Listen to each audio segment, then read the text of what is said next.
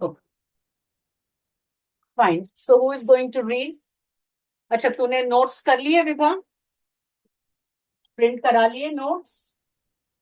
48 तारीख का शुरू करते हैं। अब पहले तो हम बुक में से करेंगे। हाँ ma'am. Yes ma'am.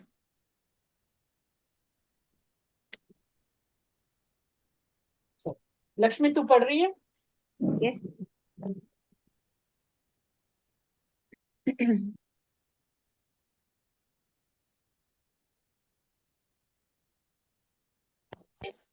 So 48 Karika. False knowledge or ignorance is of 8 divisions. So also is delusion.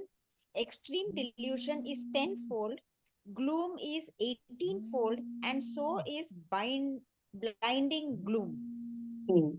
अब ये ऊपर जो 47 कारिका थी उसमें Of ignorance, there are 8 divisions. Okay.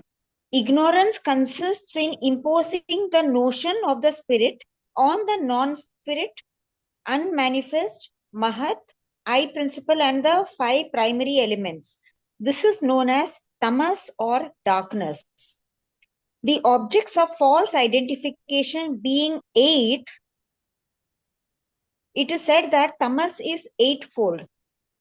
Moha or delusion also is of 8 forms. The particle cha serves to connect 8 forms to moha also. The deities having acquired the 8 supernatural powers consider themselves as immortal and look upon their occult powers, such as anima and the rest, to be everlasting. This is the delusion caused by egotism. Since this relates to the 8 occult powers, it is said that delusion also is 8-fold. Ma'am ये बहुत hi tech हो रहा है. Should I stop anywhere? समझ नहीं आया। Okay, सबसे पहले तो 47 कारिका को याद करो। उसमें क्या बताया था? 5 फॉर्म्स ऑफ इग्नोरेंस। उससे पहले वाली जो कारिका थी उसमें वो 4 कैटेगरीज बताई थी प्रत्यय सर्ग की। कौन सी याद है? विपर्य, फिर तुष्टि, फिर अशक्ति और ऐश्वर्य, सिद्धि। है ना? ऐश्वर्य यूज किया ना वहां पर वर्ड? सिद्धि। हाँ, सिद्धि। हाँ, सिद्धि वर्ड यूज किया। तो ये 4 उसकी कैटेगरीज हैं। तो 47 में पहला जो विपर्य है उसके जो 5 प्रकार है वो बताए। अब उसके बाद में जाना चाहिए था अगले उस पे, तुष्टि वगैरह पे। लेकिन उससे पहले और एक बड़ी सारी चीजें हैं कि ये जो 5 हैं जिनको हम योग सूत्र में क्लेश कहते हैं, उन पांचों में भी बहुत सारे प्रकार हैं। कितने प्रकार हैं? 62 प्रकार हैं। कौन कौन से प्रकार हैं ये? द फॉल्स नॉलेज और ignorance is of 8 division. So also is delusion.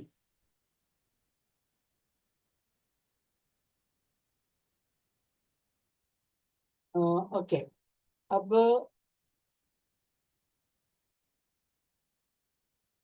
False knowledge यानी ये अविद्या। और मैं क्लेशों के शब्द इस्तेमाल करके बोलती हूँ तो थोड़ा आसान हो जाएगा तुम्हारे लिए। सो अविद्या is of 8 types. Okay, so also is delusion. Delusion is Asmita. Asmita is of 8 types. Then extreme delusion, raga, is of 10 types. Dvesh, that is gloom, is of 18 types.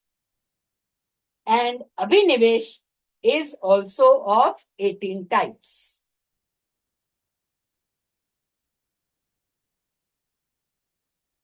तो यहाँ तो हम खाली राग द्वेष अभिनिवेश देखने को बोला। तो हम मोटा मोटा राग भी नहीं देख पा रहे हैं, मोटा मोटा अभिनिवेश भी नहीं देख पा रहे हैं। इतने सारे टाइप्स भी हैं इसमें, वो कब देखेंगे? यानी कि ये होमवर्क तो खत्म नहीं होने वाला है। हम्म। जैसे अभी हमने ये देखा कि अच्छा, बाहरी जो अक्वायरिंग वाली वस्तुएं हैं उसके प्रति तो राग नहीं है। तो यहाँ पर कहा है कि राग कितने प्रकार का है? 10 टाइप का है। तो वो तो एक प्रकार का हुआ, बाकी के 9 प्रकार के रागों में से और कौन सा है फिर तुम्हारा? उसको पहचानना है। हम्म, तो हमारा राग है शायद बस ऐसे ही मन में सोच लेने का कि ये जैसा मैं चाह रही हूँ वैसा हो रहा है। हाँ, और उसी में खुश हो लेने का। शेख चिल्ली के, है ना वो, है ना कैरेक्टर, शेख चिल्ली। वो दही की मटकी लेके सोचता है ये बिक जाएगी तो इसके पैसों से ये करूंगा, वो करूंगा, वो करूंगा, और फिर इतना धनवान हो जाऊंगा, ऐसे सर मेरा पलंग होगा उसके ऊपर तान के सोऊंगा, और वो तानने लगता है, पैर सीधा करता है तो मटकी टूट जाती है। तो वो शेख चिल्ली वाले हमारे सपने चलते रहते हैं। तो ऑल दीज आर ऑल्सो राग। सो 10 टाइप्स ऑफ राग है। 18 टाइप्स के द्वेष हैं, और 18 ही टाइप्स के अभिनिवेश भी है। तो पूरी एक कारिका उसके ऊपर दे रखी है, 62 डिफरेंट वेज ऑफ विपर्यय। ये समझ में आया? तो खाली 5 क्लेश बोल के पूरा नहीं हो जाता है, वो 5 क्लेश में 62 वेराइटीज हैं। और फिर हमारा अनुभव जो है वो प्योर फॉर्म में तो होता नहीं है। अभी हमने देखा राग के साथ में अभिनिवेश भी है, अभिनिवेश के साथ राग भी है, तो हमारे तो कॉम्बिनेशन में क्लेश आते हैं। तो उसमें कौन से टाइप का राग और कौन से टाइप वाला अभिनिवेश, कहाँ कहाँ क्या जुड़ता है और क्या अक्षर बनता है, उसका क्या शब्द बनता है। अब सोचो, there is so much that you need to be aware of your own self.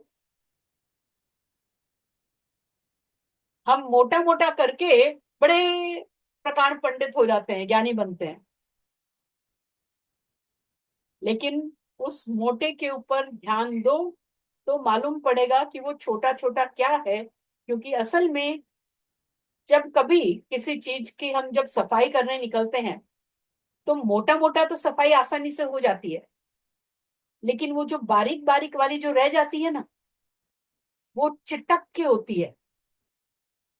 और वो कई बार ऐसी इतनी चिटकी होती है कि जो सरफेस है और वो जो गंध है वो एक जैसा लगने लगता है।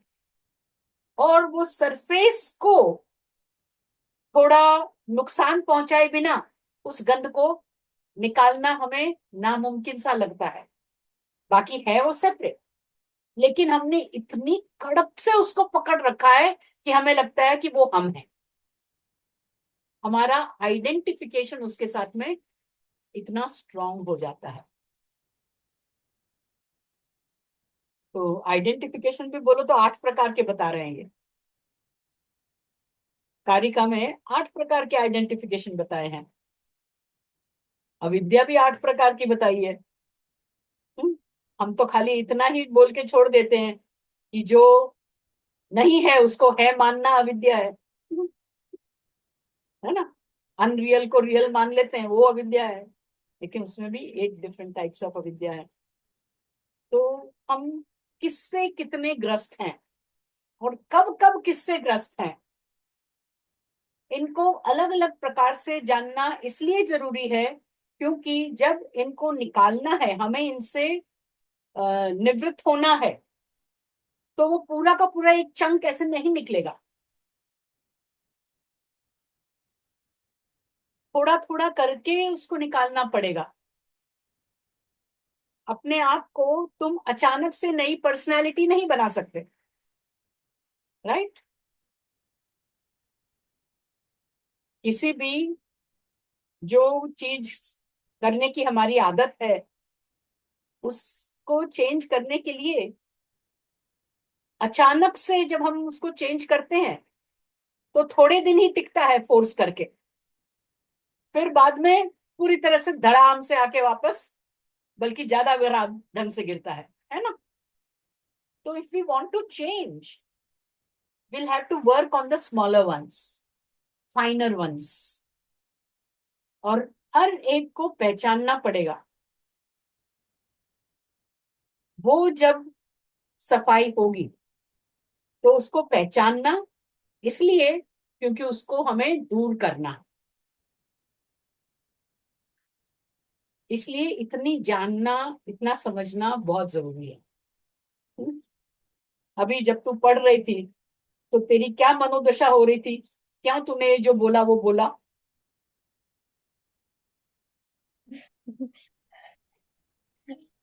मैंने बोला बहुत हाईटेक हो रहा है भैया, बम्पर जा रहा। अभिनिवेश, हाँ। है ना? क्योंकि वैसे तो मैं बहुत ज्ञानी हूँ, ये भाव है ना हमारा। मेरे को तो सब करेक्ट मालूम है, मैंने तो बहुत सीखा है, मैं सांख्य सिखाती भी हूँ, है। राइट? और अचानक से उस आइडेंटिफिकेशन को तहस नहस करने वाले वाक्य आ गए, उसको चैलेंज किया, फियर ऑफ डेथ करेक्ट। आया, हाउ इट इज अभिनिवेश। और हमारे पास में इतना उसको विपर्य बनाने की क्षमता है, हमने कहा नहीं ये बहुत ज्यादा हाई फंडा है। हमने अपने आप को हम्बल बनाने के लिए, हाँ, मैं साधारण हूँ, तब में हम साधारण हो जाते हैं, नहीं तो मैं बहुत ज्ञानी हूँ। देखा कितने बहरूपिये हैं हम।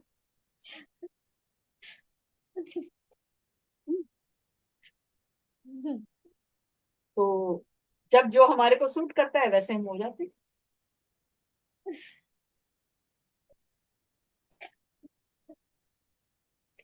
अभी लेकिन जब मैंने ये बताया है कि ये इतने इतने टाइप के 5 क्लेश हैं,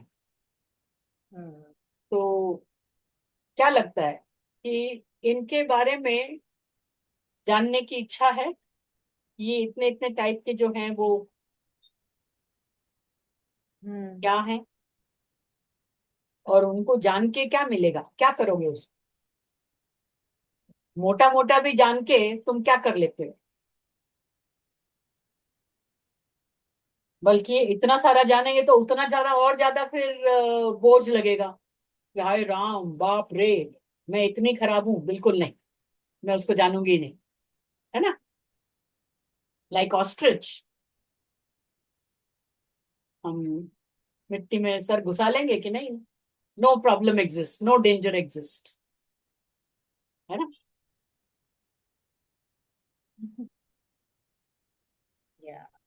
सामने आता हुआ शेर दिखेगा नहीं, हम आंख बंद कर लेंगे तो हमको डर नहीं लगेगा, ऐसा होता नहीं है ना? लेकिन हम वो तरीका अपनाते हैं, हाई टेक बोल के हम उसको छोड़ देते हैं। ये हमारा usual method of saving our selves है। ये अभिनिवेश कैसे, वो समझ में लो। ये जो अनुभव हुआ ये अभिनिवेश है, ये समझ में आ रहा है? अब तक समझ में नहीं आया था, अब समझ अब में आ रहा वही है। बोल रही हूँ, यदि मैं इतना समझा सकी तो ये बहुत हाँ। अच्छा एक ब्रेक थ्रू होगा, है ना? यदि इसको हमने समझा कि एटलीस्ट अभिनिवेश ऐसा होता है, तो ये 18 प्रकार के अभिनिवेश तो ठीक है, जानेंगे नहीं जानेंगे पता नहीं, लेकिन ये अभिनिवेश होता है, एटलीस्ट उसको पहचानेंगे तो हम फियर का एंटीडोट जो है उसका इस्तेमाल करेंगे, है ना? Doctor Yes. लोग ब्लड टेस्ट करवाते हैं, कुछ बुखार बुखार हो जाता है तो देखने के लिए वायरस इन्फेक्शन है, बैक्टीरिया है, कौन सा फंगस है, ताकि उसके अनुरूप तुम्हारे को दवाई दे सके, राइट। कुछ बैक्टीरियल इन्फेक्शन है तो उसको वायरल इन्फेक्शन वाली दवाई काम नहीं आएगी। तो ये भी वैसा ही है। अभिनिवेश को तुम राग समझ के तुम राग का एंटीडोट दोगे तो Mhm. उसके अंदर जो भी राग वाला एक पार्ट होगा वो तो ठीक हो जाएगा, लेकिन अभिनिवेश तो वैसे ही बना रहेगा ना। फिर तुमको एंटीडोट भी अभिनिवेश का चाहिएगा, लेकिन वो ठीक से पहचानोगे, पैथोलॉजिकल रिपोर्ट सही होगी जी, तभी तो उसको ठीक से पहचान पाओगे ना। तो ये पैथोलॉजिकल रिपोर्ट तैयार हो रही है उसके अंदर इतने सारे वेरिएंट्स हैं तो इन वेरिएंट्स को जानना जरूरी है। जैसे हमारे ब्लड टेस्ट होता है, एक सीबीसी है, वो नॉर्मल, उसमें प्लेटलेट्स कितने हैं, आरबीसीज कितने हैं, उतना ही आ जाता है। और एक वो डिटेल वाला होता है, वो तो अपन पढ़ते भी नहीं है, पता नहीं क्या क्या है, जाने दो, है ना। Yes. हमारे समझने की बात नहीं है, लेकिन डॉक्टर ऐसा नहीं बोल सकते कि जाने दो, इसको नहीं देखते। Hmm. नॉर्मल भी है तो भी उनको एक बार उसको देखना जरूर है, ठीक है ना, क्योंकि बाकियों के साथ में उसका बैलेंसिंग कैसे हो रहा है वो देखना होता है। Hmm. तो इन सबको जानना इसलिए जरूरी है क्योंकि अपने दुश्मन को जानना ज्यादा जरूरी है। दोस्त के बारे में हम फिर भी थोड़ा कम जानेंगे तो चल जाएगा, लेकिन दुश्मन को बहुत डिटेल में अच्छे से परखना आना चाहिए, तभी तुम उसका पूरा सा इलाज कर सकते हो। क्योंकि दुश्मन को यदि इतना सा भी मौका मिल जाएगा तो वो कीड़े Hmm. की तरह अंदर घुस जाएगा, है ना। तो इससे डर के भागना काम नहीं आने वाला अपने को, Right. ठीक है। Right.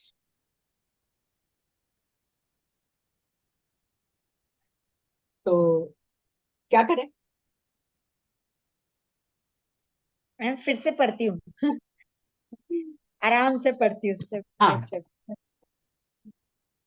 सारी चीजें भले नहीं समझेंगे लेकिन एटलीस्ट कुछ मोटा मोटा तो जितना यस, समझ में आएगा एक बार में उतना देखते हैं। हाँ, इतना मैंने डिटेल लिख एक साथ रखा में तो है। नहीं आने वाला।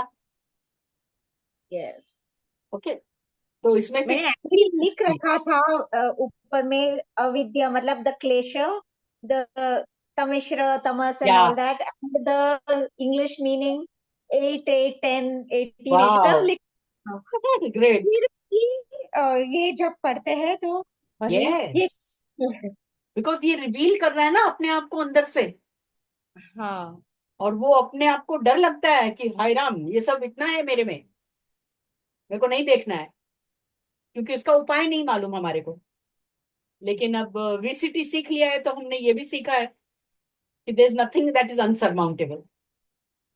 यस, इसके ऊपर भी वीसीटी करके हम इसमें से बाहर निकल सकते हैं, ठीक है, तो हमें डरना नहीं है। चल ट्राई कर। right. So I'll read from the start. हाँ, False knowledge or ignorance is of 8 divisions, as also is delusion. Extreme delusion is tenfold. Man, false knowledge is avidya, we are saying. Correct, So avidya is 8 divisions. Delusion, we are saying asmita. Correct, Delusion is Asmita again correct, 8. Huh. Extreme delusion is tenfold. That's राग, Raga. Gloom is 18-fold is dvesha, and so also is blinding gloom. Abhinivesha is 18.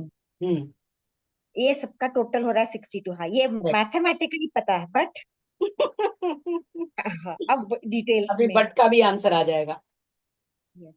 Of ignorance, there are 8 divisions. Ignorance, avidya. Ignorance, avidya consists in imposing the notion of the spirit on the non-spirit.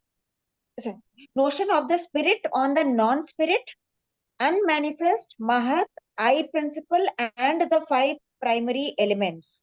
This is known as tamas or darkness. The objects of false identification being 8, false identification as in asmita being 8, it is said that tamas is eightfold. Moha or delusion also is of 8 forms. Hence, the particle cha serves to connect 8 forms to moha also. The deities having acquired the 8 supernatural powers consider themselves as immortal and look upon their occult powers such as anima and the rest to be everlasting. This is the delusion caused by egotism, asmita. Since this relates to the 8 occult powers, it is said that delusion also is eightfold. Extreme delusion is tenfold. Attachment to the 5 sense objects such as sound and the rest, which are tenfold, being earthly and celestial, is extreme delusion, raga. Since delusion has these 10 for its objects, it is said to be tenfold. Tamishra or aversion, dvesha, is 18-fold. By nature, 10 objects such as the sound and the rest are delightful. The 8 supernatural powers, etc., however, not delightful by themselves, but they are the means of acquiring sense objects of delight and craving. The objects of the senses are mutually suppressive, and the 8 occult powers, such as anima and the rest, which are the means to the attainment of the sense objects of delight, become incensed. Thus, these 8 occult powers, together with 10 sense objects like the sound, etc., become 18, and these being the objects of aversion, dvesha, it is said that tamishra or aversion is 18-fold. Andha tamishra is abhinivesha, that is clinging.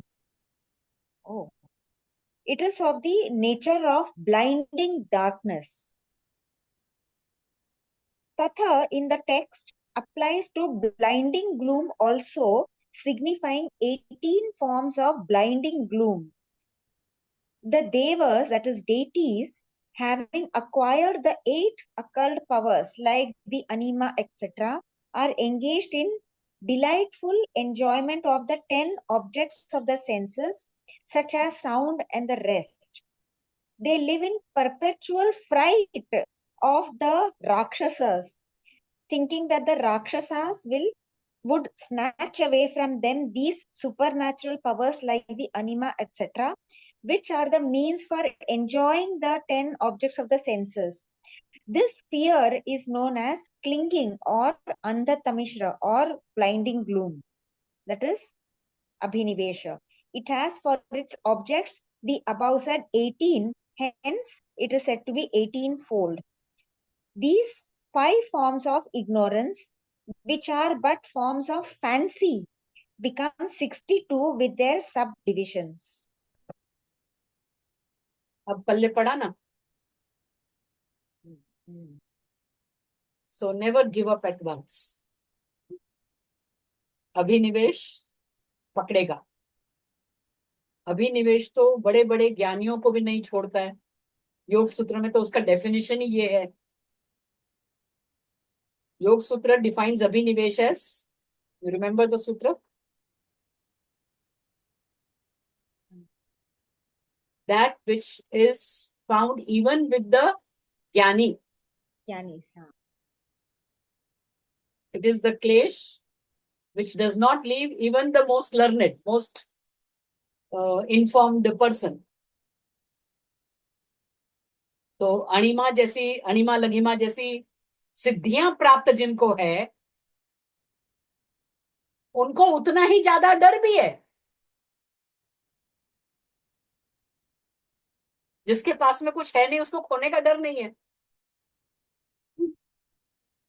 तो वो उतना अभिनिवेश से दूर है। जिसके पास में जितना ज्यादा है उसको उतना ही ज्यादा खोने का डर है, इसलिए उसको उतना ही ज्यादा अभिनिवेश भी है। तो ज्ञान है तो ज्ञान को खोने का डर है, सेंसिबिलिटीज हैं तो उनको खोने का डर है। अभी जो व्यक्ति के पैर है ही नहीं, तो बूढ़ा होने पर उसको घुटनों का दर्द होने का डर ही नहीं है। हम जैसे जैसे बूढ़े होते हैं हमको लगता है अरे घुटने टूटने लगेंगे, उसका ध्यान रखो, हाँ, उसका ये उपचार करो। हाँ, उसके तो पैर है ही नहीं तो घुटने का दर्द ही नहीं है। समझ में आ रहा है? The flip side of the negative of not having. लेकिन ये उसी को मालूम है जिसने इसका अनुभव किया है। ये कहने को तो ठीक है, cognitively easy to talk about, लेकिन इसको अपने आप के अंदर देख पाना ये बहुत बड़ी चीज है। ये एक बाकायदा योगा वे ऑफ लाइफ है। तो इस बार हम कंटिन्यू करते हैं जो होमवर्क कर रहे हैं। उसके अंदर मैं विशेष रूप से ये कहूंगी कि जो भी कुछ ध्यान में आता है उसमें एक चेक जरूर करो, खास करके अभिनिवेश का।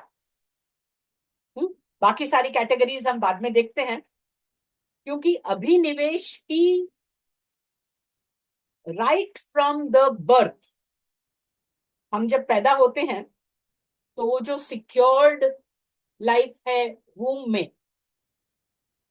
हम्म, वो उतनी सी ही दुनिया है ना। जब बच्चा माँ के गर्भ में होता है तो उसकी दुनिया उतनी ही होती है ना, और वो पानी में होता है। पानी में होने से उसकी बायोन्सी अच्छी बात खासी बनी हुई है, उसको गिरने का डर नहीं होता पानी में। तो जब हवा में वो प्रवेश करता है, यानी जब बर्थ होता है, तो यानी वो तो दुनिया उसकी टूट गई ना, लूट गई, खत्म हो गई। उधर उसको सांस लेने की भी जरूरत नहीं थी, खाने की भी जरूरत नहीं थी, और भी कोई चिंता नहीं थी, सब कुछ अपने आप हो जाता था। यहाँ तो बाहर निकलते ही सबसे पहले तो अपने आप सांस लेना पड़ रहा है। What a trauma it is to come out of life in water to life on land, in the air, to be surrounded by air. तो पूरा एटमॉस्फेयर का बोझ लगता है ऊपर। एटमॉस्फेयर, स्ट्रेटोस्फेयर, ये सारे सब जो हैं वो वहां पर नहीं को असर कर रहे थे। क्यों? क्योंकि सेफ्टी थी उस वाटर के अंदर, कहीं भी फ्लोट हो सकते थे, कहीं भी। यहाँ पर आके सांस अपने आप लेना पड़ रहा है।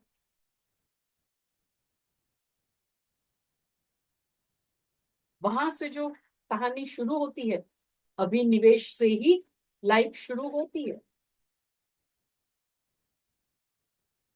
और बिना कुछ खोए कुछ पाया भी नहीं जा सकता।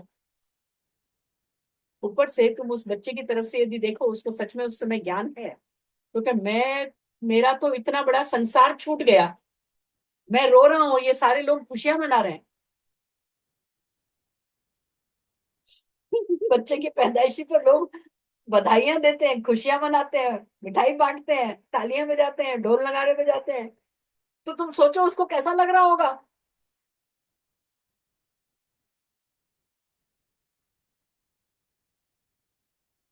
और वो ही जब वो आगे की मार्ग पे जाने लगती है आत्मा, तो पीछे लोग रोते हैं कैसे बेवकूफ हैं, मेरे को तो मुक्ति मिली और ये रो रहे हैं, यानी इनको मेरी खुशी बर्दाश्त नहीं है।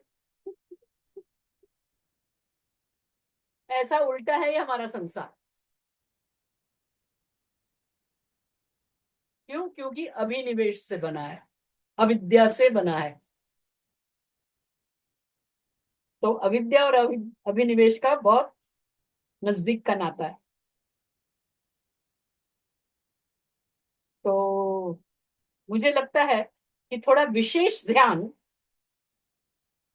अभिनिवेश पर दिया जाए। हम्म?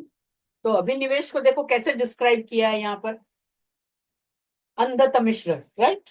That's abhinivesha, is abhinivesha, that is clinging. English translation भी देखो कैसा किया है, क्लिंगिंग, है ना?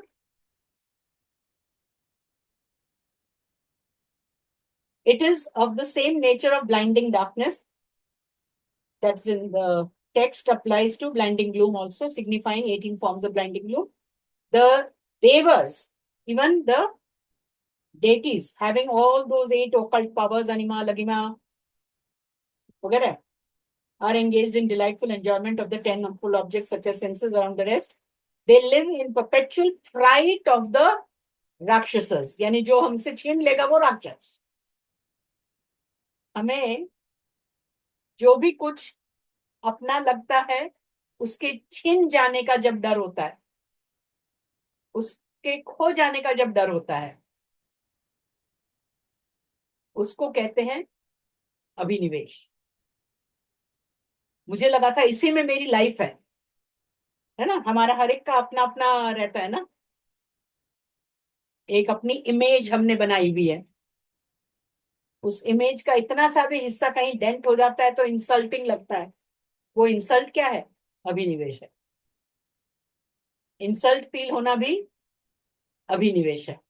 कोई चीज तुम्हें लगता है कि ये तुम्हारा काम है और कोई दूसरा आके उसके अंदर इंटरफियर यदि करता है कि तुम्हारे ढंग से नहीं करने दिया या तुम्हारे को नहीं करने दिया, तो वो भी, क्योंकि यू आइडेंटिफाई विद दैट, वो भी किसी ने छीन लिया तो हमको अभिनिवेश लगता है।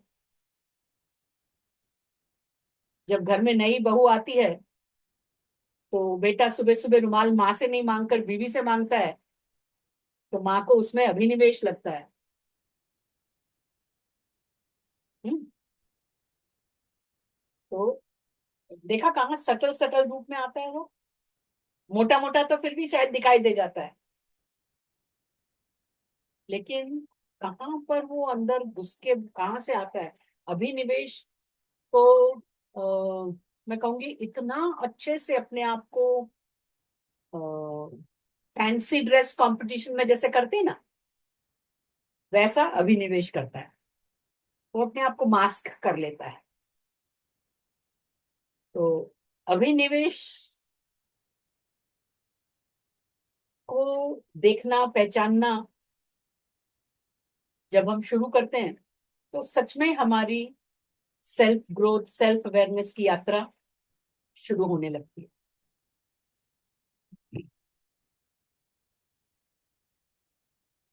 तो उसके अंदर हमारी जितनी भी एबिलिटीज हैं, जो भी कुछ हमारी स्ट्रेंथ है, अंग्रेजी में भी कहा था ना, what ever is your strength is also your weakness. वो इसीलिए अब ये अणिमा लघिमा वगैरह कहो तो डेटीज के लिए उनका पावर है ना, but that itself is also their weakness, क्योंकि वो है इसलिए उनको खोने का डर भी है, तो दैट्स ऑल्सो देयर वीकनेस। तो what all we have been thinking of as our strength, हाँ मेरे पास में ये है, तो साथ में उसको खोने का भी डर है क्या? क्या तुम उसको खोने के लिए तैयार हो? Then you are really free, if you are ready to let go and lose and leave it.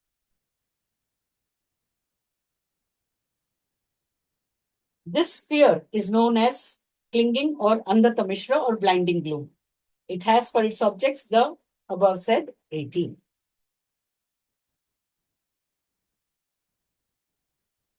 तो अभी अभिनिवेश नहीं लगाना इसको पढ़ने में।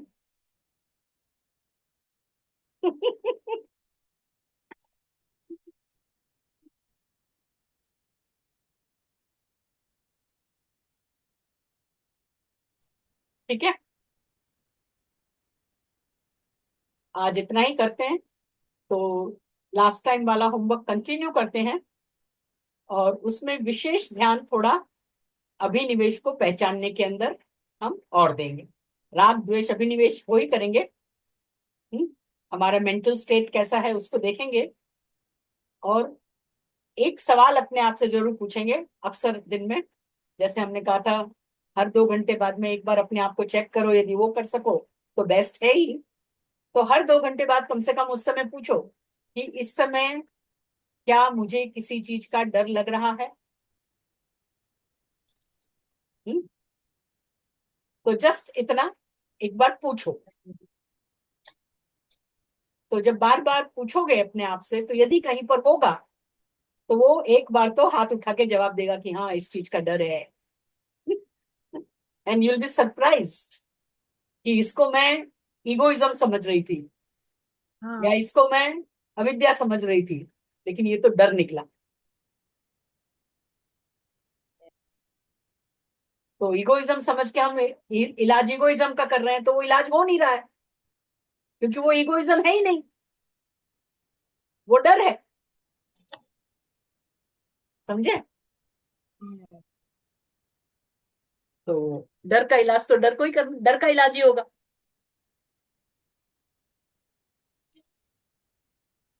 तो अपने इन 62 को जानने का कार्यक्रम अभिनिवेश से शुरू करते हैं। तो ये भी मालूम पड़ेगा किस किस चीज का डर है, और ये भी मालूम पड़ेगा क्या क्या चीजें मेरी स्ट्रेंथ है,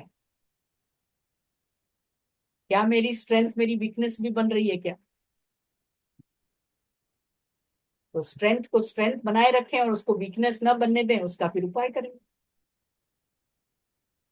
ठीक है ना? होमवर्क समझ में आ गया?